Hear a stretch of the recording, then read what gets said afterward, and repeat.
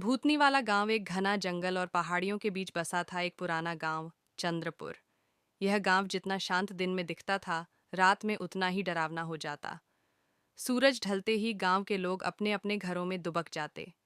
कोई बाहर नहीं निकलता, न ही कोई खिड़की खोलता, क्योंकि रात होते ही गांव में भूतनी का डर फैल जाता था।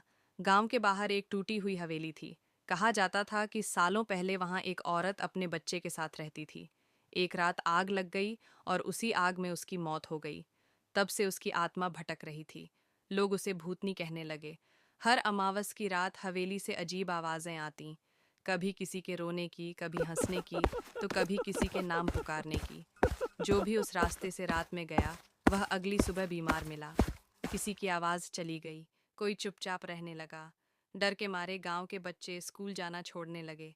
गांव में एक नौजवान था, रमेश। वह शहर से पढ़कर लौटा था और इन बातों पर यकीन नहीं करता था। उसने सोचा, अगर सच में कुछ है तो आज पता चल जाएगा। अमावस की रात वह अकेला लालटेन लेकर हवेली की ओर चला। हवा ठंडी थी, पत्ते सरसराने लगे। जैसे ही वह हवेली के पास पहुंचा, लालटेन की लौ कांपने लगी। अचानक किसी ने पीछे से धीमी आवाज में कहा, रुको। रमेश का शरीर सुन्न पड़ गया। सामने सफेद कपड़ों में एक औरत खड़ी थी। उसके चेहरे पर दर्द था, आंखों में आंसू।